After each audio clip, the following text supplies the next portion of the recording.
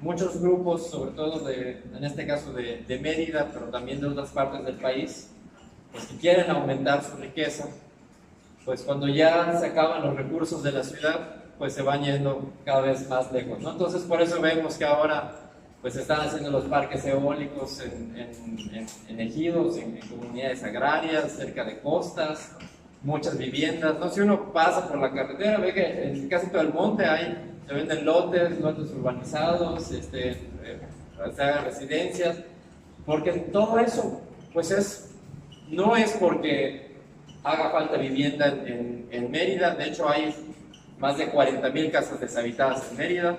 No es porque la gente no tenga dónde vivir, sino porque es negocio. Entonces la gente quiere estas tierras, ni siquiera para que vengan a vivir. Ustedes ven muchas de las casas que se están construyendo en los lotes, es pura especulaciones para venderlos después y porque dejan mucho dinero. Y no son solo los empresarios, sino, como bien decían, pues el Estado, el gobierno sabe muy bien de esto, lo apoya, recibe una parte de todo esto y desde luego que les conviene. Entonces muchos ejidos, comunidades, tienen dos grandes vías de defensa. Una es la agraria. Es parte de lo que ustedes ya están haciendo, por ejemplo, a través de una asamblea como la que van a tener el primero de marzo. El 1 de marzo. También a través de juicios agrarios.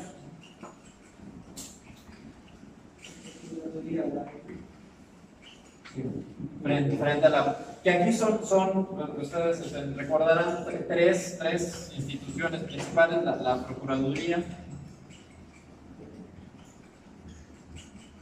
que se supone que sirve para defender a los ejidatarios y a los comuneros, a los campesinos, a quienes trabajan la tierra. ¿Para qué funcionan en realidad? Ya lo decían, para los empresarios, principalmente para los políticos. No sirve para lo que tiene que hacer. Si uno ve qué tiene que hacer la Procuraduría Agraria, si ve la ley agraria, la Procuraduría lo que debe hacer es defender a los ejidatarios, defender a los comuneros. Eso es lo que tiene que hacer.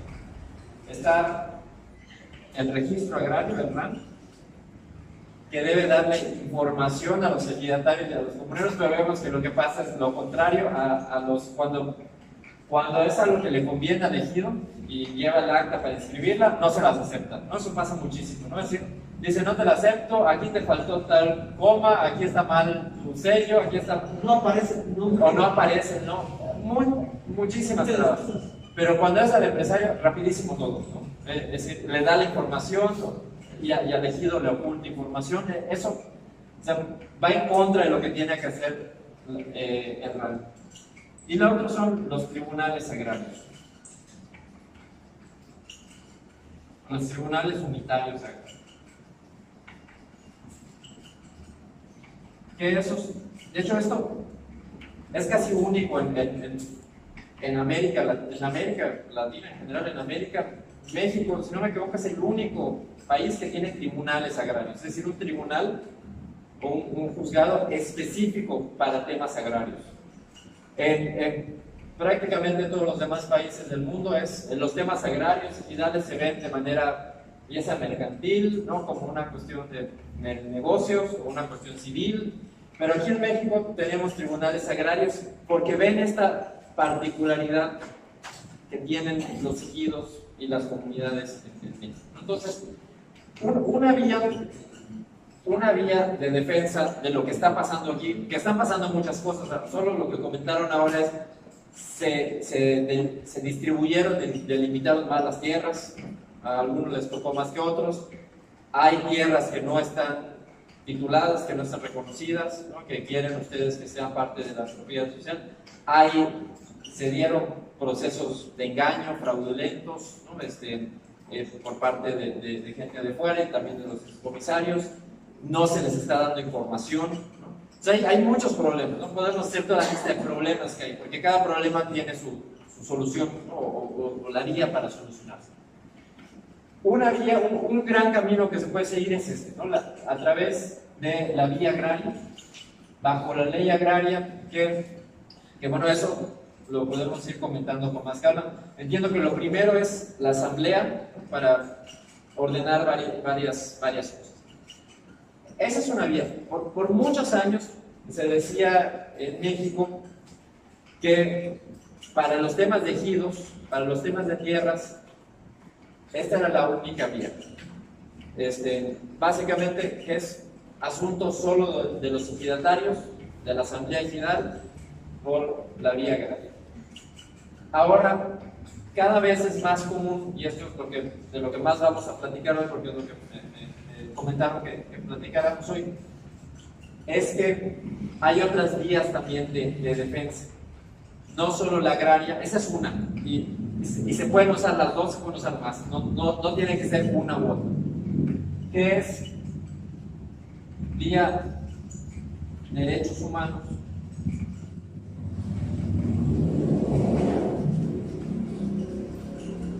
sobre todo a partir de juicios de amparo. Se pueden seguir juicios agrarios y juicios de amparo también. Juicios de amparo cuando una autoridad viola tus derechos humanos, ¿no? Y aquí decían también, hay varias autoridades. Bueno, si no te dan información, eso es una violación a un derecho humano. Tenemos el derecho al acceso a la información. ¿Cómo?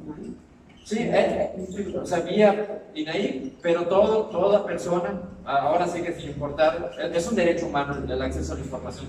No importa si eres mexicano, no eres mexicano, si eres ejidatario, no eres ejidatario, tienes derecho a información y las autoridades no tienen por qué negarte ese derecho. ¿Qué está pasando? Claro, entonces uno puede ampararse solo por eso, ¿no? Algo muy importante es que hace ya casi 8 años, en 2011, hubo una reforma al artículo 1 de la Constitución que dice lo siguiente, se los voy a leer, y que es muy importante para reclamar esta defensa de derechos. Eso es de la Constitución de la Constitución Federal, de la Constitución de los Estados Unidos Mexicanos. Dice este artículo: en los Estados Unidos Mexicanos, en México, todas las personas, y aquí quiero subrayar todas las personas, pueden ser migrantes que vienen de Honduras, de Guatemala, de El Salvador, pueden ser ejidatarios, no ejidatarios, todas las personas. Aquí no está diciendo solo los mexicanos mayores de 18 años. De todas las personas gozarán de los derechos humanos reconocidos en esta Constitución y en los tratados internacionales de los que el Estado mexicano sea parte. Es decir, aquí está diciendo este artículo, todas las personas gozan de los derechos humanos de la Constitución, y menciona algo muy importante también, de los tratados internacionales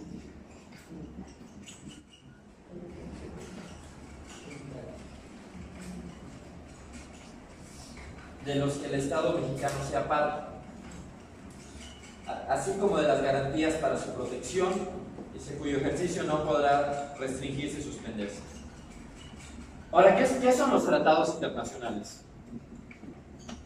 Estos tratados son acuerdos, ¿no?, entre los distintos países. Hay de diversa naturaleza. Por ejemplo, recordar el Tratado de Libre Comercio que firmó México, Estados Unidos y Canadá, y que hace poco se renegoció, ¿no? Ese es un tratado internacional que cuando los países lo firman, los estados lo firman, están obligados a cumplirlo. Como, bueno, pues ustedes aquí dicen, vamos a hacer un acuerdo y lo vamos a firmar, quien quiera firmarlo, pero quien lo firma está obligado a cumplirlo. Ahora, ¿por qué los estados los firman? Uno diría, bueno, ¿por qué México va a estar firmando cosas que tiene que cumplir? ¿No? ¿Quién nos manda eso? Pues eso sirve para que los estados reciban financiamiento internacional. Por ejemplo, México dice, no, miren, yo ya firmé tantos tratados internacionales, soy un país que me comprometo para respetar los derechos humanos, que me comprometo con el libre comercio, me comprometo con todo esto, entonces recibe dinero. O sea, no es porque el Estado mexicano sea muy buena onda y quiera firmar todo para cumplirlo. Por ejemplo, Estados Unidos firma muy pocos, ¿no? Dicen, a mí que me importa dónde los firmo, ¿no? China no firma tampoco muchos, ¿no? Generalmente son los países, pues no son las grandes potencias, los que firman esto porque les sirve para negociar frente a otros países. El punto es que México ha firmado casi todos los tratados internacionales que hay de derechos humanos, que son varios los que existen. Aquí vamos a comentar muy poquitos. Y lo que dice el artículo primero es muy importante, eso es muy importante. Lo que dice el artículo primero, estos tratados internacionales están al mismo nivel que la Constitución. Dice lo siguiente, esto lo estoy dejando también aquí en papel. Dice, las normas, aquí sé que todo esto tiene un lenguaje muy legal, muy jurídico, pero vamos a irlo comentando para hacerlo más claro, porque yo no soy abogado, creo que los que no somos abogados a veces nos cuesta un poco el trabajo. Dice el artículo primero, todavía estamos en el artículo primero. Las normas relativas a los derechos humanos se interpretarán de conformidad con esta Constitución y con los tratados internacionales. Y aquí dice, en la materia, favoreciendo en todo tiempo la protección más amplia. Vamos a dar un ejemplo. No sé si ustedes recuerdan cuando eran niños y a veces le pedían permiso a su papá y a su mamá para hacer tal cosa. Uno tiene que hacer lo que dice su papá y lo que dice su mamá. Antes se decía, bueno, el papá es el que manda. Hace cuenta que el papá es la Constitución y la demás son los tratados internacionales. Y antes se decía, solo la Constitución hay que cumplir. Los tratados internacionales, si quieres lo cumples, si quieres no lo cumples. Haces lo que dice tu papá, pero lo que dice tu mamá, si quieres lo cumples, si no quieres no lo cumples. La idea es que ahora tienes que cumplir las dos, ¿no? Lo que te dice tu papá y lo que te dice tu mamá. Y además, no solo eso, sino que dice este artículo, el Estado tiene que cumplir lo que más proteja. Imagínense que ustedes estaban niños y le dicen a su mamá, ¿puedo estar jugando más rato? Y tu papá te dice, no, solo 1 hora. Y tu mamá te dice, bueno, juega 2, 3 horas. Pues el niño, ¿cuál va a preferir, no? Lo que dice su mamá, ¿no? Lo que te da más. Eso está diciendo este artículo, ¿no? El que proteja más es el que el Estado está obligado a cumplir. Ahora, ¿por qué estamos diciendo todo esto? Vamos a ver más adelante ejemplos. Porque la ley agraria habla de ejidos, habla de comunidades agrarias, habla de ejidatarios. Solo los ejidatarios tienen derechos sobre las tierras, ¿no? Si no eres ejidatario no tienes derecho.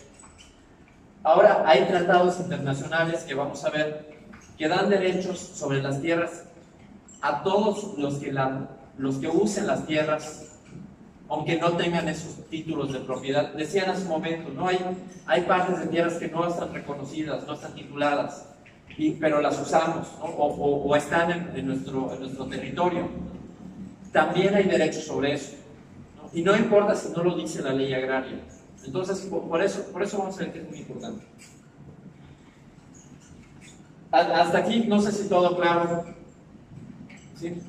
Hay una cosa más del artículo primero que me interesa que veamos. Dice, es la tercera parte. Dice, todas las autoridades, todas las autoridades, la Procuraduría, el Registro Agrario, los tribunales agrarios, los presidentes municipales, el gobernador, todas las autoridades en el ámbito de sus competencias, o sea, de sus obligaciones, se tienen la obligación de promover, respetar, proteger y garantizar los derechos humanos que están reconocidos aquí. Entonces, uno le puede exigir al RAN, o sea, los funcionarios del RAN están obligados a promover, o sea, ellos tienen que promover todo esto, ¿no? Tienen que promover el derecho humano al acceso a la información. Ellos están incumpliendo su obligación. Desde luego la Procuraduría Agraria, cuando bien van los visitadores agrarios a una asamblea y ven que todo se haga a favor del empresario, está violando derechos humanos que está obligado a proteger. Entonces, esto es importante porque a veces las autoridades dicen, no, los derechos humanos es cosa de los jueces, de los diputados, de las comisiones de derechos humanos. A mí no me compete. Y lo que dice esta reforma, la reforma del artículo primero es que todas las autoridades. Entonces, uno puede exigirle a todas estas autoridades que promuevan, respeten, protejan y garanticen los derechos humanos. Un visitador agrario o alguien del registro agrario puede decir, no, pero aquí mi ley, o sea, la ley agraria no me dice que tengo que hacer eso.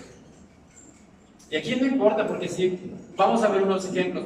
Uno puede decir, no importa si la ley agraria no lo dice, pero hay tratados internacionales que dicen que sí lo tienen que hacer. Y como dice el artículo primero de la Constitución, estás obligado a cumplirlos, aunque no esté en la ley agraria. Por eso es muy importante, más o menos desde esta fecha, desde 2011, algunos tratados internacionales se han vuelto más importantes, porque ya están, desde antes estaba el Estado mexicano obligado a cumplirlos, pero ahora están al mismo nivel que la Constitución. O sea, lo que a veces en la escuela te enseñan la Constitución y las garantías individuales que todos tenemos, ahora los tratados internacionales es como si fuese nuestra Constitución también, son obligatorios para todas las autoridades. A ver, para recordar, estamos hablando de los tratados internacionales.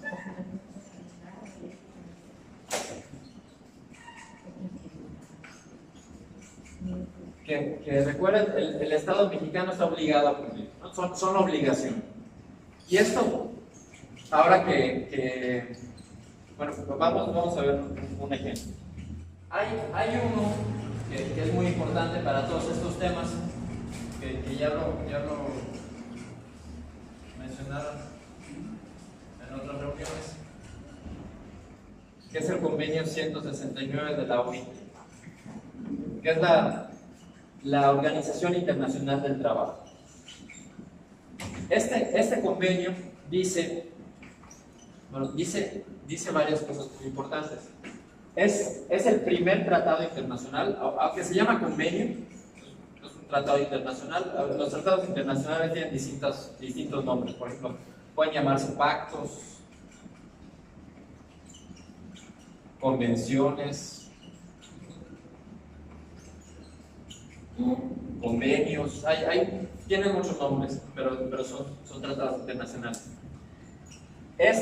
Que fue adoptado en 1989 fue cuando se hizo. México fue el segundo país que lo firmó.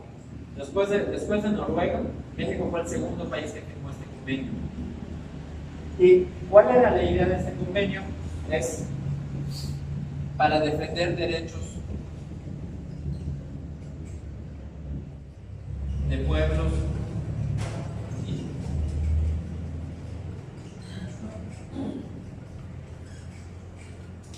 Ahora, una pregunta muy importante. ¿Ixil es un pueblo indígena? Sí. ¿Por qué? ¿Por qué piensan que eso? Por usos y costumbres. Lo que dice el artículo primero dice, la conciencia de su identidad indígena deberá considerarse un criterio fundamental para determinar los grupos a los que se aplica el convenio. ¿Qué es la conciencia?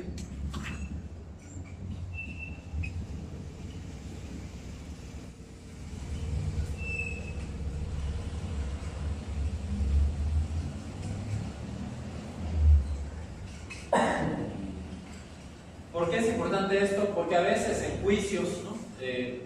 Ya sean juicios agrarios o juicios de otro tipo, se les dice a algunos que, porque se están quejando de que dicen, bueno, nos violaron nuestros derechos indígenas. Y dicen, algunos piden, bueno, a ver, demuéstrame que eres indígena. Y han habido casos donde, a pesar de que hablan lengua maya, que dicen, bueno, vengo de una comunidad de una comisaría, de un ejido, o de algún pueblo indígena, les dicen no. Y ya ha habido un caso, por ejemplo, donde decían en Aquil, era una persona mayahablante, casi no hablaba español, que no tuvo traductor intérprete en su juicio. Entonces imagínense, si de por sí los juicios son difíciles por todo el lenguaje legal, si uno lo pasa por una lengua que no habla, es como estar en otro planeta, ¿no? No puedes tener acceso a la justicia y eso es otro derecho que te están violando. Pero le decían, esa persona era de Aquil, dicen, como en Aquil hay luz y hay agua potable, eso no es indígena. Entonces, porque se imaginan que para ser indígena hay que vivir con taparrabos, como vivían los antiguos indígenas. Eso está mal. Si una autoridad les dice, no, a ver, no es cierto que eres indígena, pruébame que eres indígena, eso es discriminación. Y eso es otra violación de un derecho. Entonces, lo que dice este convenio es que es la conciencia.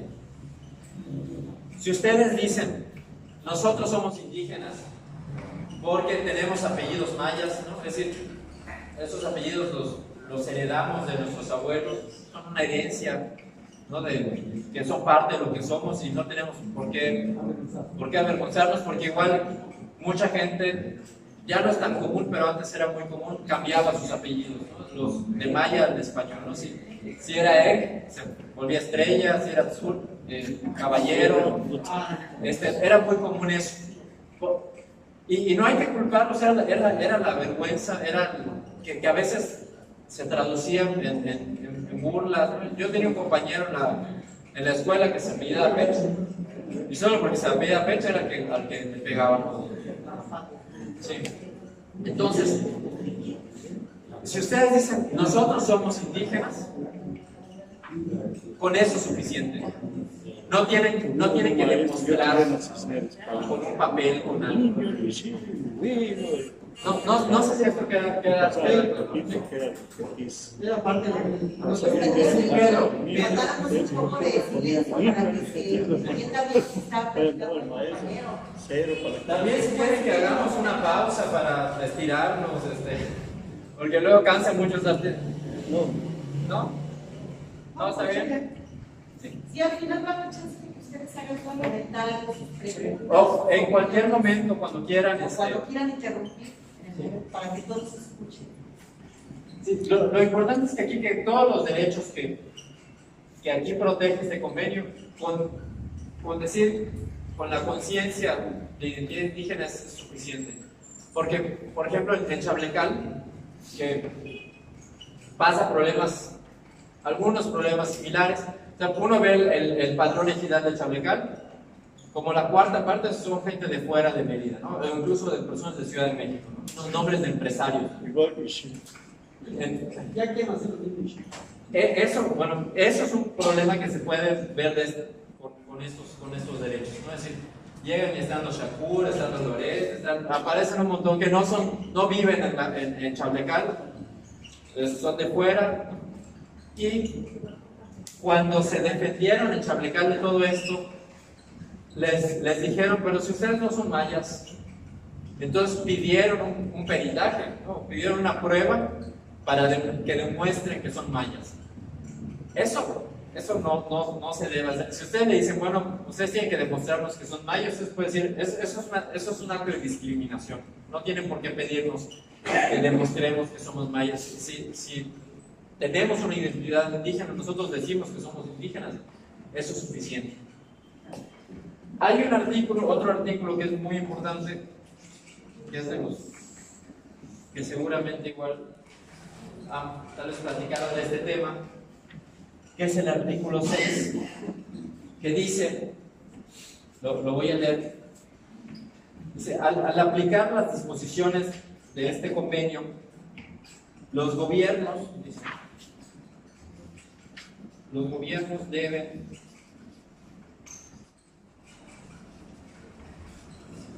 consultar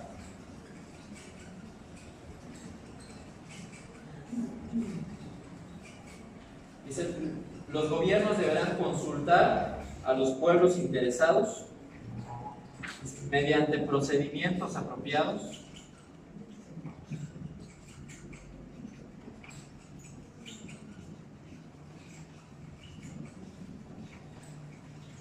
y a través de sus instituciones representativas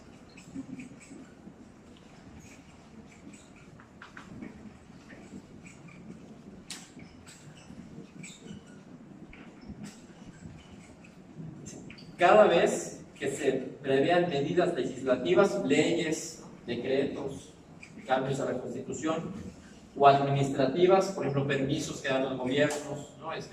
Autorizaciones, proyectos que van a hacer, que sean susceptibles de afectarles, es decir, que les puedan afectar.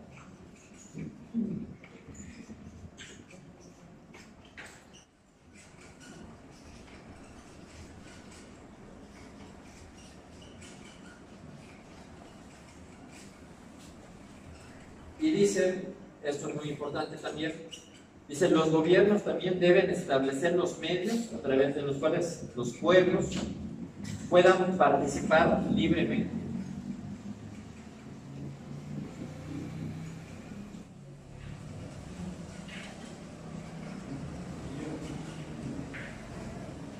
Por lo menos en la misma medida que otros sectores de la población. Entonces, imagínense, si los empresarios son generalmente quienes participan para decidir, pues, ¿qué se va a hacer aquí? ¿No? Aquí hay mucho terreno, mucho monte, ¿qué vamos a hacer? Son los que generalmente toman las decisiones. Entonces aquí dice, los pueblos deben de participar libremente, por lo menos igual, ¿no? O sea, todo lo que hay aquí, ustedes deben decir igual, nosotros decidimos qué vamos a hacer. Dice, participar libremente a todos los niveles, en todos los niveles de adopción de decisiones. Y dice también el artículo 6, que esto se lo estoy dejando y también está en ese librito. Dice, las consultas llevadas a cabo deben efectuarse de buena fe.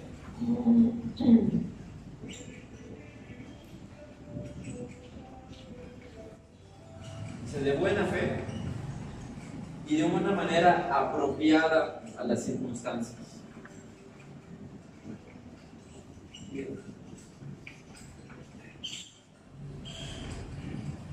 Esto básicamente que ahora comentamos es lo que se conoce como el derecho a la consulta o a la consulta previa. ¿Y por qué es muy importante? Porque generalmente, y esto pasaba más antes pero sigue pasando prácticamente todos los días hoy también, ¿quiénes toman las decisiones de las cosas que pasan en los pueblos? Generalmente los gobiernos, ya sea municipal, estatal, federal. Por ejemplo, todos estos parques, bueno, los parques de energía renovable, como el parque eólico que quieren hacer, ¿quién lo decidió? ¿Fue idea de ustedes? No. ¿Quién? Particulares, el gobierno federal que dio los permisos. Lo que dice el convenio 169 es, hay que cambiar esta relación de que sea el Estado o las empresas quienes deciden qué se va a hacer en los territorios de los pueblos y que sean los propios pueblos quienes decidan. Esto es lo que dice. De hecho, dice el convenio, dice la OIT, la Organización Internacional del Trabajo, lo más importante de este convenio, así lo dice, la piedra angular, lo más importante es la participación de los pueblos, que sean los pueblos los que decidan. Eso es lo más importante. Por eso este derecho es muy importante, porque imagínense que de pronto llego yo y les voy a decir, miren, aquí esto pues no me gusta de blanco, lo voy a pintar de verde esta pared. Es que desgraciadamente había una mala información, como hasta ahorita que en el pueblo ponen un gobierno y piensan que porque el gobierno ellos van a mandar, cuando la gente no sabe que ellos son nuestros empleados, porque como los impuestos están donde están. ¿Sí? Aquí algo importante es que, si ustedes recuerdan, y está el texto también aquí dice, los gobiernos deberán consultar a los pueblos interesados. Dice, no dice solo a los ejidos, dice al pueblo. Y eso, si ustedes recuerdan, hablamos hace un momento que habían dos grandes caminos de defensa. Puede ser la vía agraria, y aquí está muy bien, van a tener su asamblea y están las denuncias al TEPRAN, porque pueden iniciar un juicio agrario, pero también los que no son ejidatarios, y los que no son ejidatarios pueden decir, pues los ejidatarios habrán decidido eso, pero yo no, y a mí nadie me consultó de lo que están haciendo en mi pueblo, y eso me afecta porque ahorita vamos a ver cómo les puede afectar. Dice, cada vez que pueda afectar. Incluso, a veces, las autoridades son muy tramposas. No quiero decir que todas, pero la mayoría de las autoridades son muy tramposas. ¿Qué dicen? Pues, y si uno lo piensa, siempre uno intenta leer las cosas como más le conviene a uno. Uno habla, como dicen en la feria, uno más bien habla como le fue en la feria. Entonces, ¿qué dicen las autoridades? Dicen, no, tienes que demostrar que te afectó. Porque ¿qué está pasando como por ejemplo, por los parques eólicos? Que en Yucatán apenas se están construyendo los primeros. No sabemos cómo va a afectar. Creemos cómo puede afectar, porque en Oaxaca ya hay, en otras partes del mundo hay. Pero aquí está diciendo, cada vez que pueda afectar. Si creemos que puede afectar, entonces hay que consultar. Las autoridades dicen, no, si no me demuestras que te afecta, ¿para qué te voy a consultar? ¿A ti cómo te afecta? ¿No? Y aquí lo que dice el convenio 169 es cuando te puede afectar. Es como, a lo mejor si va a ser algo un niño y te puede enfermar, pues mejor evitamos, ¿no? No hay que estar seguros, pues no hay que esperar que se enferme para no hacerlo, ¿no? Si puede afectarte, se hace eso. Entonces, esto es muy importante, es a los pueblos, no solo elegidos. Por esa razón, el parque eólico tiene que ser consultado por ustedes. No solo con los ejidatarios, y no importa si el gobierno dice, no, es que no les va a afectar, al contrario, las rentas que van a recibir por las tierras les va a beneficiar, y además vamos a evitar el cambio climático y la corriente va a ser más barata. Por ejemplo, el CIRAM, ¿saben para quién es la energía que se va a generar? Es para Cinépolis y para unas 2 empresas más. O sea, ni siquiera es para la gente de acá que sea más barata la luz. Esas son para empresas que pues necesitan electricidad más barata para ganar más. Porque si uno ve cuánto cuesta un boleto de cine, está carísimo, ¿no? A veces hacen estas consultas públicas de información, que no es lo mismo que lo que está en el convenio 169, que es la consulta a pueblos indígenas. Porque las reuniones públicas de información que están haciendo para los parques eólicos y solares es solo una reunión, las autoridades dan un poco de información y ya estuvo. Aquí, ¿cómo dice el artículo 6? Y se deben hacer procedimientos apropiados. O sea, ¿qué es un procedimiento apropiado? Por ejemplo, no es lo mismo informar algo, ¿no? Por ejemplo, en Sonora, ¿no? a los yaquis, ¿no? Están construyendo un acueducto, ¿no? Para llevar agua hasta la ciudad de Hermosillo. Y les dieron información a la tribu yaqui en CDs, en discos compactos. Y decían, bueno, nosotros ni tenemos dónde poner los discos compactos, ¿no? Ese es un procedimiento apropiado. No. Imagínense que les digan, pues, como decían, a las 12, en unos minutos van a tener que firmar. Eso es un procedimiento apropiado.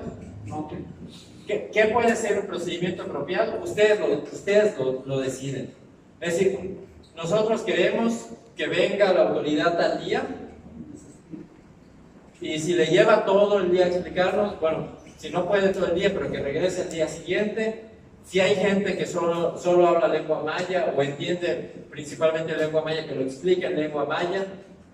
Si no es claro, porque a veces, ¿qué pasa? Las autoridades llegan con su presentación, en sus diapositivas, en su proyección, con puros términos muy técnicos, y que luego preguntan, ¿la gente entiende? Y nadie dice nada, y la gente dijeron, ya está, ya estuvo. Tiene que ser un procedimiento apropiado. O sea, tiene que ser muy claro, tiene que ser que la gente lo comprenda muy bien, porque va a ser algo que les va a afectar. ¿El parque eólico cuánto tiempo va a estar? ¿30 años? ¿Puede ser más? Renovación, exactamente. Pues, o sea, es algo que no es una cosa que se va a hacer una feria un día y ya, es algo que va, pues tus hijos van a crecer con eso, ¿no? Ya tal vez hasta sus nietos, ¿no? Entonces, pues algo que es importante y que se tiene que comprender bien.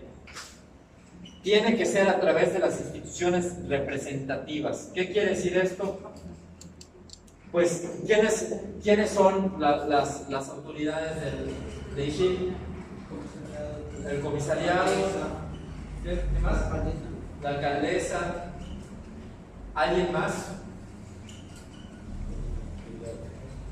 Bueno, mínimo se le tiene que consultar, ¿no? A través, eso es importante, no es que solo le pregunten al comisario y a la alcaldesa, es que el pueblo decida y de su decisión a través de sus instituciones representativas.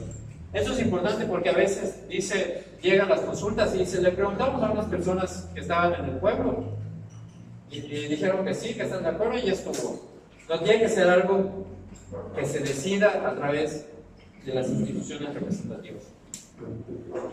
Esto lo decíamos también que puede afectar. Si ustedes, para el tema que estábamos viendo, si ustedes creen, por ejemplo, alguien que no es ejidatario, cree que las tierras que se vendieron se puedan deforestar, eso pueda traer más calor, decían las trombas, los huracanes sean más fuertes, que afecte a las abejas, a otros animales. Si uno está diciendo, oye, eso puede afectar a ISHIL, aunque no seas ejidatario, puedes decir, bueno, yo quiero que le consulten al pueblo si está bien que se vendan o no las tierras. Eso Chablecá lo hizo. Como decía Marta, eso lleva tiempo, no es que de la noche a la mañana se va a resolver, pero al menos un polígono del ejido ya no se vende, no, al menos no se puede vender ahora. Por eso, porque están diciendo, los no ejidatarios en este caso, están diciendo, lo que están haciendo los que vendieron nos afecta a nosotros.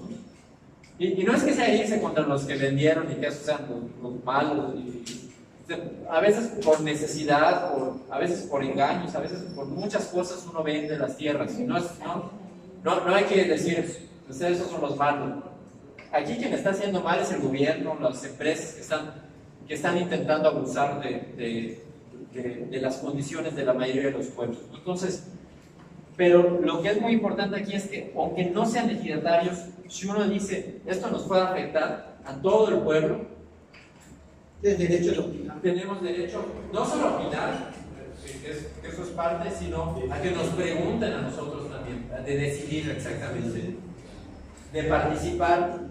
¿Y qué significa participar libremente? Si llega de pronto, me escogió otro y dice, oigan, no, mira, yo te doy algo, sabes que te doy trabajo, cualquier cosa que empiece a decir, pues eso es participación libre. No porque hay dinero de por medio, tiene que ser libre y no pueden haber ese tipo de intervenciones desde fuera que estén diciendo, oye, mira, cálmense porque van a recibir esto. Eso no es una participación libre. Para terminar esto, tiene que ser una consulta de buena fe. Es decir, tiene que ser de confianza. A eso se refiere la buena fe. O sea, el gobierno no debe llegar haciendo eso como si fuese solo un trámite. Que eso pasa. No pasa para otros parques eólicos, por ejemplo para el de Tizimín, que se hizo una consulta. Se hizo en unas pocas semanas. Fue rapidísimo. Porque pues es cumplir el trámite. Y muchos decían, no, es que realmente no nos querían escuchar. Vinieron allí y la hicieron porque tenían que hacerlo. Porque el Estado, ustedes recuerdan, lo vuelven a ver, dice, los gobiernos deberán, ¿no? O sea, no es opcional para el gobierno, el gobierno debe hacerlo, está obligado a hacerlo. Casi nunca lo hace, casi nunca lo ha hecho, pero tiene que hacerlo. Como ya cada vez más pueblos, más organizaciones le recuerdan esto al gobierno, le dicen, oye, tú tienes que hacerlo, y no lo hiciste. Y el gobierno entonces lo hace, y dice, bueno, ching, no lo hice, tengo que hacerlo. Pues lo hace de mala gana, de mala fe. Y tiene que ser de buena fe. Es el trabajo del gobierno, no es para lo que les pagan, es lo que tienen que hacer. Dice el artículo 13.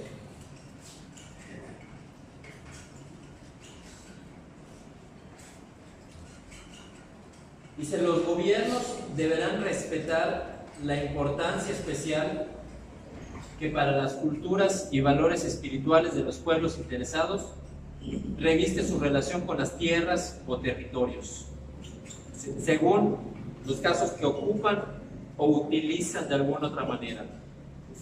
Entonces, aquí está hablando este artículo de ocupación o utilización de las tierras. Ocupar o utilizar es distinto a poseerlas, ¿no? A tener un título de propiedad o un certificado agrario, como le queramos llamar. Porque, por ejemplo, en Yucatán, que ha pasado mucho en el estado, en varias partes del estado, para hacer la milpa, pues muchas veces era, dicen los antropólogos, le dicen de acceso abierto, ¿no? Es decir, la familia tiene su rumbo, ¿no? Trabajo la milpa y mientras trabaje la milpa tengo derecho a trabajarla. No tenías que tener un título de propiedad que diga, esto es lo que te corresponde. Cada vez más por la ley agraria, por el Procede, por otras instituciones, cada vez más son de que papelito habla, ¿no? Si no demuestras. Entonces, ¿qué ha pasado? Que muchos que antes utilizaban tierras, pero que no tienen un título, pues ya no tenían derecho a las tierras. Y aquí lo que dice el convenio 169, se tiene que respetar, dice, deberán respetar la importancia que tiene para los pueblos la forma como la ocupan o como la utilizan. Entonces, pues lo que decían al inicio, ¿no? Pues sí hay tierras que no están tituladas, no están reguladas, pero se usan pues de diversas formas, ¿no? Decían ustedes varias. El gobierno debe respetar eso. Eso es muy importante porque la ley agraria no habla de esto. La ley agraria casi todo es pues el papel que tienes, el título que tienes. Aquí está otra idea que es que el gobierno tiene que respetar. Dice también el artículo 14.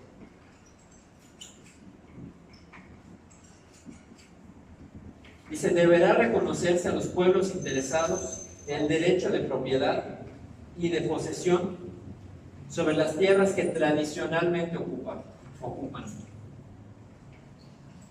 Aquí está de nuevo lo de ocupación tradicional.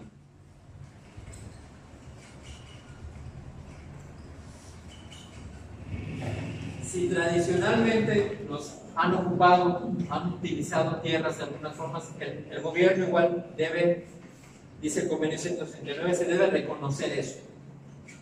Y eso, se puede hacer por la vía agraria, siempre cuando haya ampliación del ejido, etc. Pero también se puede hacer por esta vía, se puede hacer por esta vía también. Entonces eso es importante saberlo. Dice, sigue el artículo 14. Además, en los casos apropiados, deberán tomarse medidas para salvaguardar el derecho de los pueblos interesados a utilizar tierras que no estén exclusivamente ocupadas por ellos, pero las que hayan tenido tradicionalmente acceso para sus actividades tradicionales y su subsistencia. Entonces, si también han tenido acceso a ciertas tierras, ciertos terrenos, el gobierno debe respetar eso también. Dicen, Está un poco repetitivo todo esto, pero aún así lo voy a leer. Los gobiernos deberán tomar las medidas que sean necesarias para determinar las tierras que los pueblos interesados ocupan tradicionalmente y garantizar la protección de estos derechos. Van a ver cómo se repite constantemente esto de ocupación tradicional, ¿no? Que tradicionalmente se ha ocupado, que es distinto a la propiedad. Esto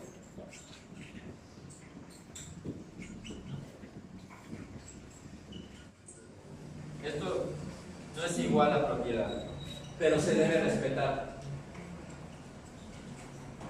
Dice también en el artículo 15, ya no falta, ya no son muchos artículos más. Dice, los derechos de los pueblos interesados a los recursos naturales.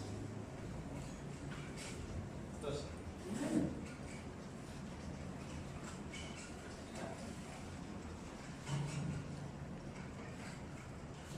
existentes en sus tierras deben protegerse especialmente.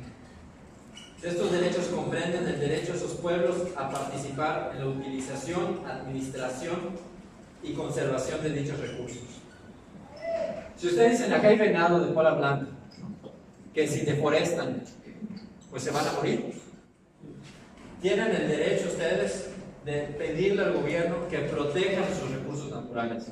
Y dice, el artículo 15, solo lo recuerdo, dice, los derechos de los pueblos interesados a los recursos naturales existentes en sus tierras deberán protegerse especialmente.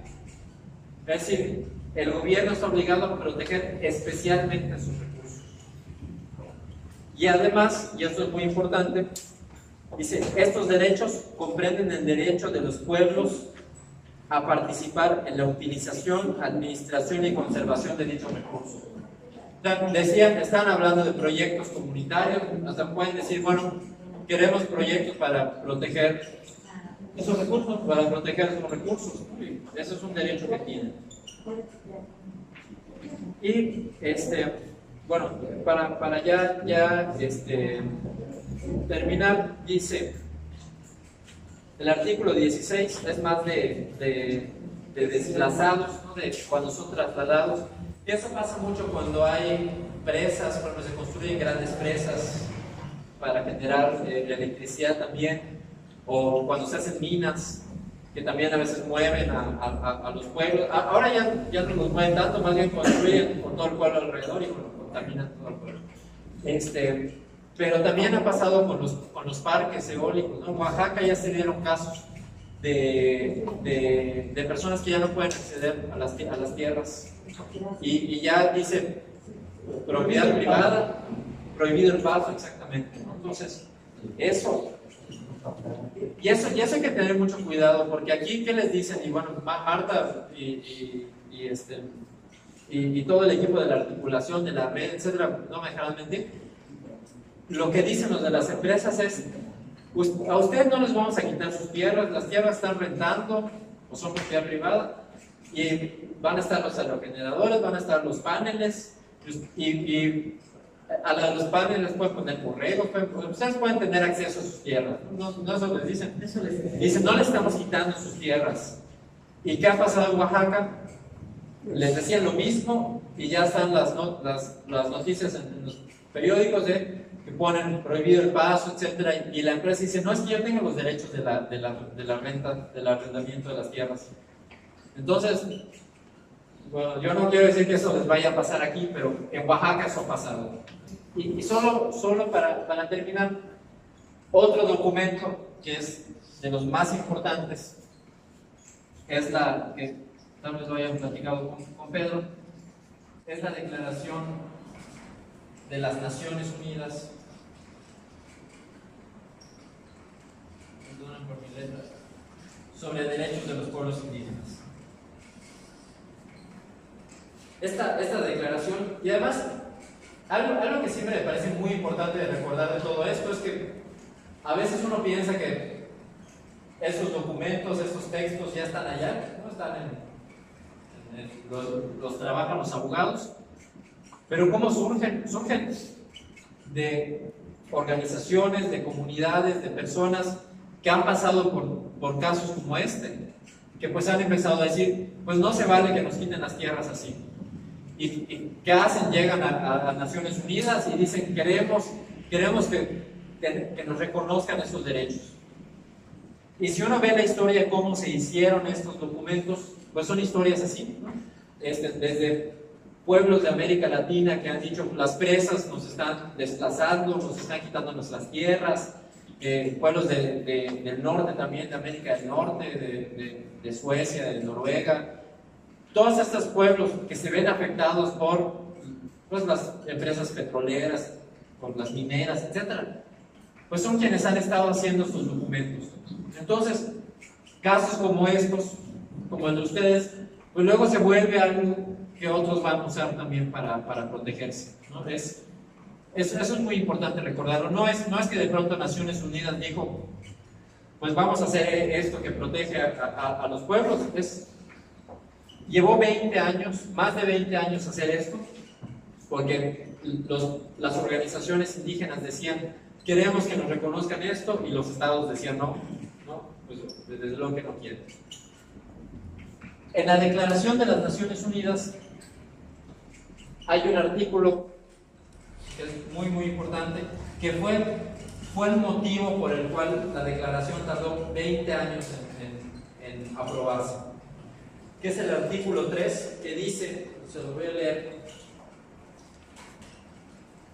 dice, los pueblos indígenas tienen derecho a la libre determinación. ¿Qué es eso? Ahorita vamos a hablar de qué es eso. Dice, en virtud de ese derecho, determinan libremente su condición política y persiguen libremente su desarrollo económico, social y cultural. Determinan su condición política.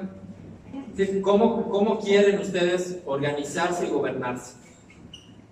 Aquí se incluye la autonomía,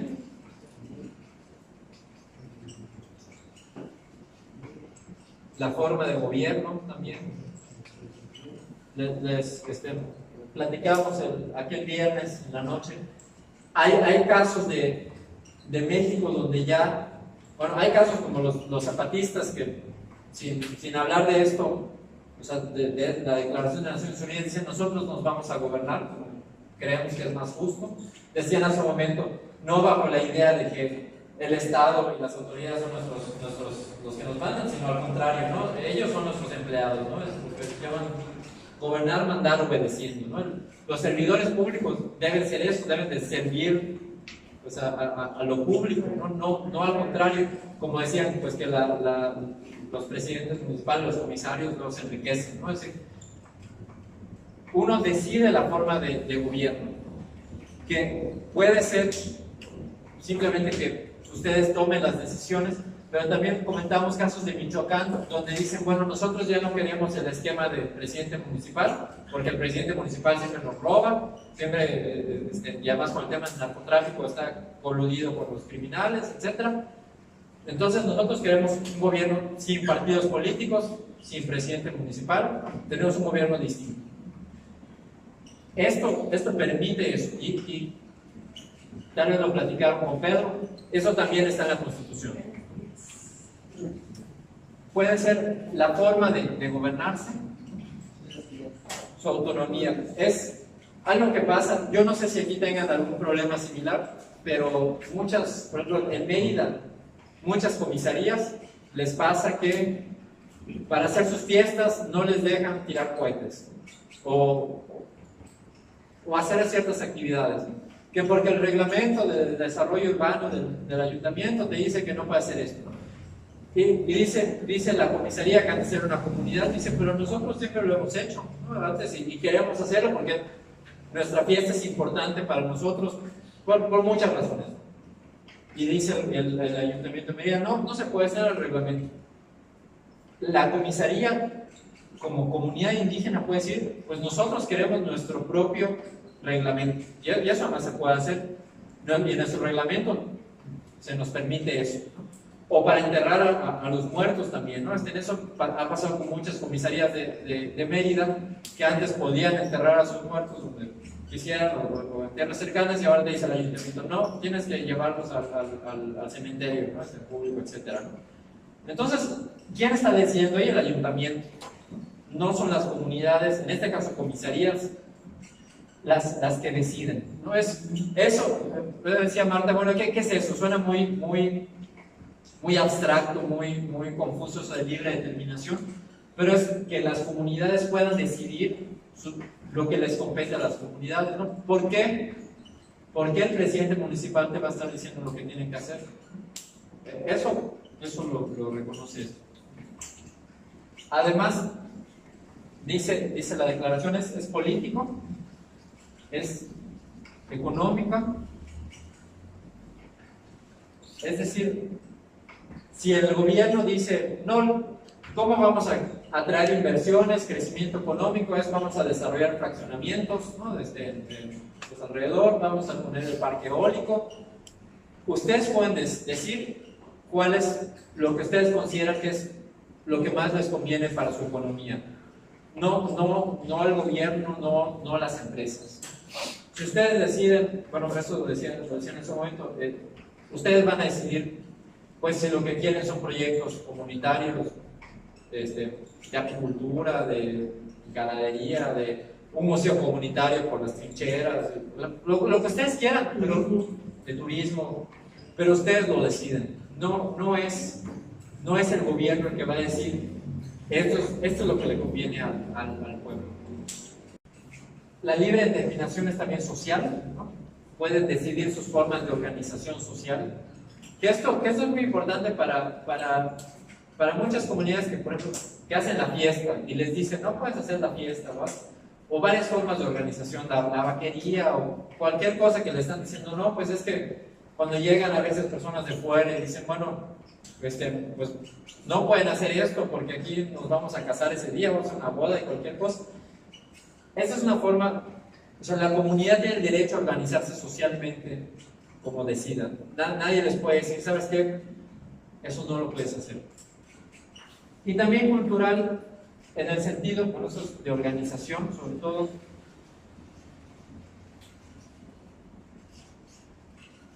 de manejar su patrimonio, ¿no? Y aquí lo que decían de las trincheras, de la piedra también, que ya hablé con una persona de Lina que ya iban a ver cómo estaba eso. Pero todo esto ustedes lo pueden manejar, tienen el derecho, bajo el derecho libre de determinación, porque si ustedes recuerdan, dicen, virtud de ese derecho, determinan libremente, persiguen libremente su desarrollo económico, social y cultural. O sea, no es el INA el que debe decir, bueno, ¿cómo se debe manejar el patrimonio cultural? Ustedes pueden decir, pues, ¿cómo queremos nosotros manejar nuestro patrimonio cultural? Si recuerdan, cuando hablamos del convenio 169, lo que dice la OIT, el organismo que elaboró este tratado, decía lo más importante es la participación, ¿no? Que participen los pueblos en la toma de decisiones. Aquí lo que dice Naciones Unidas es, ¿qué es lo más importante? ¿Cuál es el derecho fundamental de los pueblos indígenas? Dicen las Naciones Unidas, este derecho, el derecho de libre determinación. Es más fuerte que lo que dice el convenio 169, porque el convenio 169 dice que participen. Y a veces las autoridades, es lo que decimos, son un poco tramposas, porque dicen, pues venimos, hicimos la consulta, participaron, pero al final el gobierno decidió, ¿no? Dice el gobierno, pues participaron, se vinieron todos, vinieron jóvenes, niños, las mujeres, los ejidatarios, los pobladores, dieron su opinión, estuvieron muy participativos, ya cumplimos, dicen. Las autoridades son un poco tramposas por eso, ¿no? Porque pueden decir, lo que dice el convenio 169 es participación. Ahora, aquí lo que dice la Declaración de Naciones Unidas es libre determinación, que los pueblos decidan, o sea, no solo que participen, sino que decidan. Y aquí yo solo quiero, ahora sí, terminar con esto. Dice, hay 3 artículos más que quiero comentar muy rápidamente. Uno es, este es el artículo 3 de la declaración. El artículo 32 se parece mucho al del 169, al 6 que leímos, pero tiene una diferencia importante, porque dice: los pueblos indígenas tienen derecho a determinar, como es lo que estamos hablando, a determinar y elaborar las prioridades y estrategias para el desarrollo o utilización de sus tierras o territorios y otros recursos. Es decir, son los pueblos los que tienen derecho a determinar. Buenas tardes. Y dice también: los estados celebrarán consultas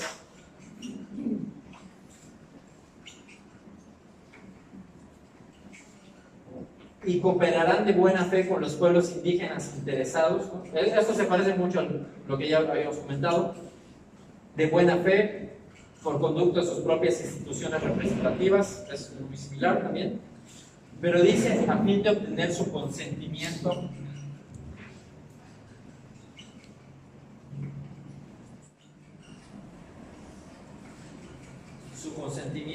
libre e informado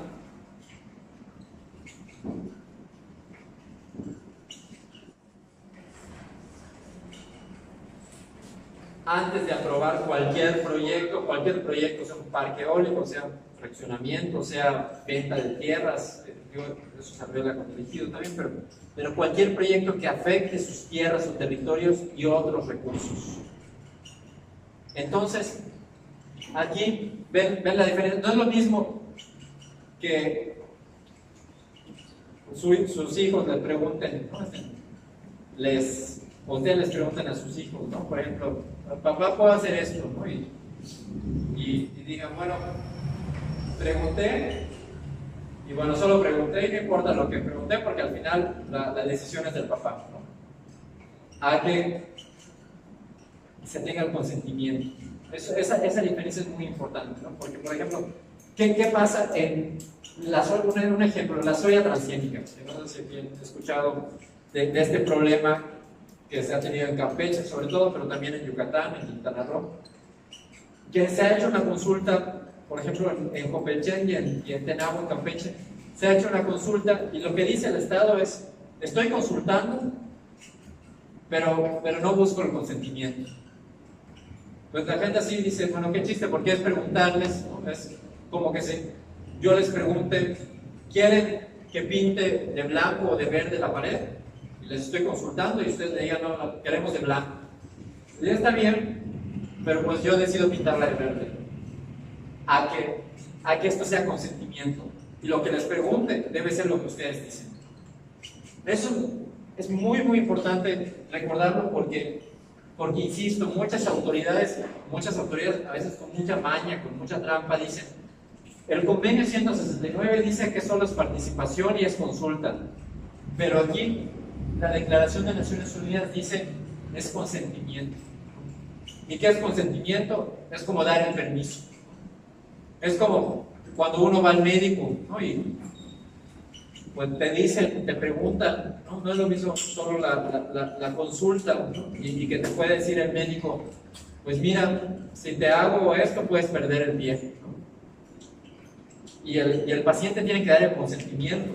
Tiene que ser un consentimiento previo, libre, informado. Tiene que ser antes de que te vayan a hacer la amputación del pie, libre porque debe ser el paciente que lo decide, y debe ser informado porque debe saber: si decido tomar esta medicina puede que se cure, si decido no tomarla puede que no, y puede que pierda el pie.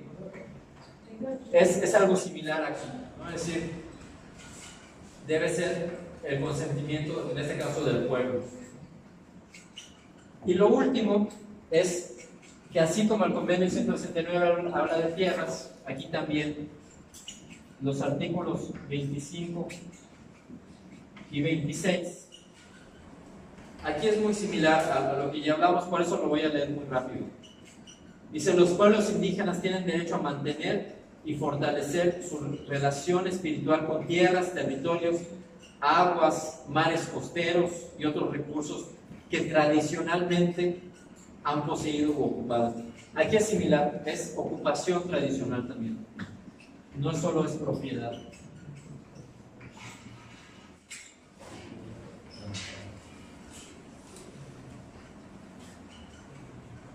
Y el artículo 26 dice algo similar: los pueblos indígenas tienen derecho a las tierras, territorios y recursos que tradicionalmente han poseído, ocupado o utilizado o adquirido. Entonces, lo importante de hablar de todo esto, lo que, al menos la idea que yo quería presentar aquí es que, además, ya voy a parecer loro repitiendo todo lo mismo, además de lo que estén haciendo por la vía agraria con el ejido, que está bien, es una de las vías necesarias de defensa. No estoy diciendo que una sea mejor que otra, o que tengan que hacer una, que tengan que hacer la otra. Está esa vía que está bien, que hay que hacerla, pero además hay otra vía que, pues yo pienso también hay que explorar, que es la de los derechos humanos, con todos los tratados internacionales que los respaldan, ¿no? Que muchas autoridades, hay algunas autoridades que todavía no lo saben, hay autoridades que no saben que en el 2011 hubo una reforma a la Constitución que los obliga a cumplir con todo esto. Hay unas que lo saben, pero se hacen a las que no lo saben, porque no les conviene. Pero todo esto están obligados a cumplir las autoridades. Hay jueces, unos colegas hicieron un informe sobre cómo funciona la Procuraduría Agraria, los tribunales agrarios, el Registro Agrario Nacional. Y todas estas tres que hablamos al inicio, la Procuraduría, el Registro, el RAN y los tribunales, están obligados a hacer todo esto. Lo que vieron en el informe, en este estudio, es que los magistrados agrarios casi no saben de esto, y los pocos que lo saben no lo aplican. Los funcionarios del registro del RAN tampoco lo saben, o los que saben no lo aplican, y la Procuraduría lo mismo. Entonces, pues ¿cuál es una de las recomendaciones del informe?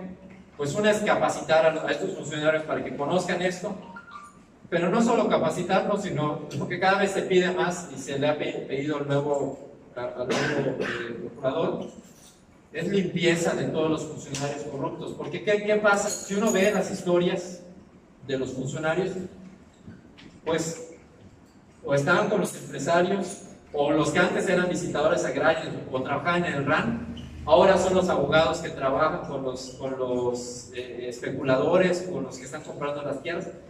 Algunos les llaman mafias agrarias, porque son grupos que tienen la información, que tienen los planos, tienen todo eso, y pues saben el valor de la tierra. Ellos tienen toda esa información, y entonces pues entre ellos mismos se van circulando todo esto.